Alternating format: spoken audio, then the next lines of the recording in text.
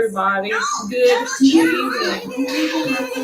I wanted to do this topic because I felt as though this topic was really a topic that a lot of people have questions about. And I'm all about sharing my experiences with people. And, there's a lot that you can learn from a person's life just by hearing what they have to say, the different relationships that we've grown into as an adult. And of course, I always wanted, because I've always had such a compassionate heart towards other people, and being willing, honest, and reliable as much as you can possibly be, because sometimes people are not upfront with how they feel, and it can lead into a lot of miscommunications. Unfortunately, this is the world that we're living in.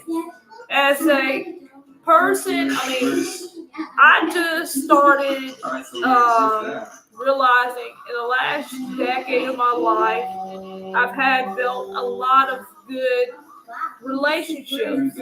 But then also, I believe that in your social life, that there comes a time when you have to really be honest with yourself to say, is this relationship worth it? And honestly, for me, when it comes down to relationships, I love to be able to be open with myself to say if I'm able to handle that type of relationship, because I feel like a lot of the troubles that we are faced with on a day-to-day basis is based on the fact that we're not honest with ourselves.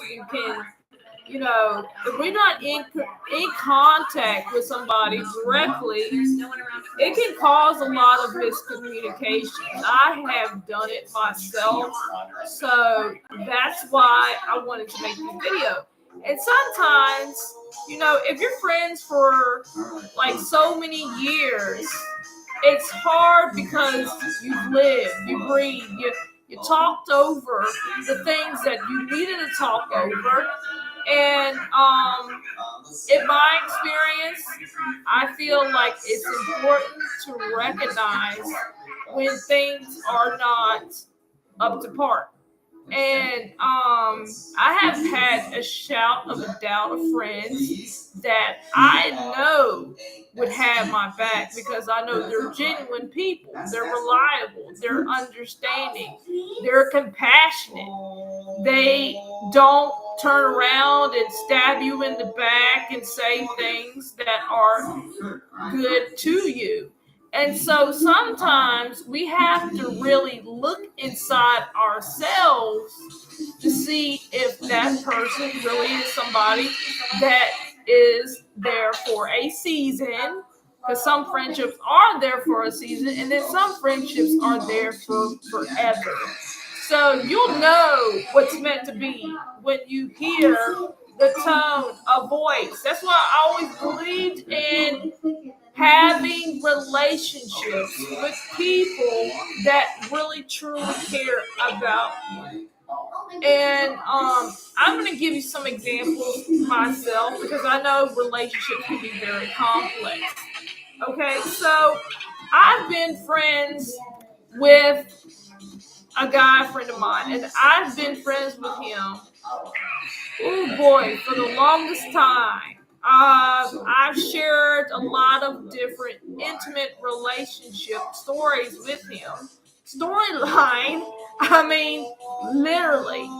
I just felt so like he understood how I felt, and there was no question in my head that I was second guessing this friendship, because I knew from the very beginning of that friendship, he was always very easygoing. He was always uplifting. He had that type of calmness about him that I felt like a lot of the guys that I dated did not have. And so, like I said, it is very important. I mean, for me, it comes natural to me because I have the living spirit of God and discernment in my heart. So when you have that in your heart's desire, God is sitting before you on the throne telling you, hey, this person is meant to be. And if he's not meant to be, well, then step away and make sure that he will put a person in place for you at that very moment. So, ladies, when I tell you that I have seen a lot of people who have gone through the same intimate relationship. And I'm going to tell you, it's not easy. And then people talk about, committing and courting somebody. And there's so many different relationship coaches telling you one thing, and some people are just out for the money. Honestly, some people would rather tell you what you want to hear and how you want to hear it. And then years after that, you're not very content with that decision. Okay? And a lot of times in the United States, we don't spend a lot of time with each other. So we're not face to face. We don't hear or recognize. For me, it's all about the tone of voice. I'm an audio learner. So when I hear people telling me, well, hey, this is how I think about you, then that's how they really think about you. And sometimes as a woman, we think that over and over and over again inside our heads, well, is this guy really what he wants me to be, or do I have to be somebody I'm not? No. If that person truly loves you, he will say it. He will do what he has to do. He will be, a provider, somebody who cares about you. And then, okay, let's get back down to the track of, because honestly, I believe that everybody has had something along the lines of trauma or past hurts that have affected and damaged our way of thinking about relationships. And so I've read a huge chapter before of two different pastors that I really like, okay? Pastor Michael Todd was one of them, and the other one was Pastor, what his name is, T.J. Jakes. Okay, and they had really emphasized, the ideas of temptation in a relationship. And this part is really important because I feel like people really need to know the differences between love and lust. The word love and lust, okay? Because you can love somebody, but you can also lust somebody, okay? And loving somebody, it takes a commitment. Lusting over somebody, you just attracted to that person and you think a whole heck of a lot of things about that person daily and day in and day out. Loving somebody, you have to give and sacrifice yourself, which a lot of people don't want to do because they're afraid. A lot of people are afraid that if they're opening up and showing their sense of vulnerability, that it makes them weak as a person. But honestly, to me, it's the exact opposite. If you are vulnerable to somebody, that means that you can share your most intimate part of yourself to that person. And how you perceive that, like how do you really recognize that, it helps to create trust and understanding and long-term commitments. Okay, and the thing about it is, when I was in my earlier years of being a teenager, of course, I didn't know anything about love. I just saw people and I started thinking to myself, well, hey, this is a home runner. This is somebody I can see and spend the rest of my life with, and he'll take me along and we'll be there forever and ever and ever. That never happens. And the sad reality of everything is the fact that I have seen so many dramas in my life that I'm just like, wow, like it's so it makes you feel so good inside, because that's what love does to you.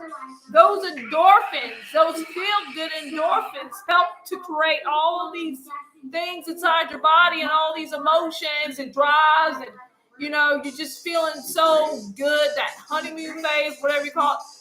It makes you want to be with that person. And then when things don't happen the way you want them to happen, it's like, wow, like what happened here? And so I really truly believe that that's one of the reasons why women give themselves up so quickly.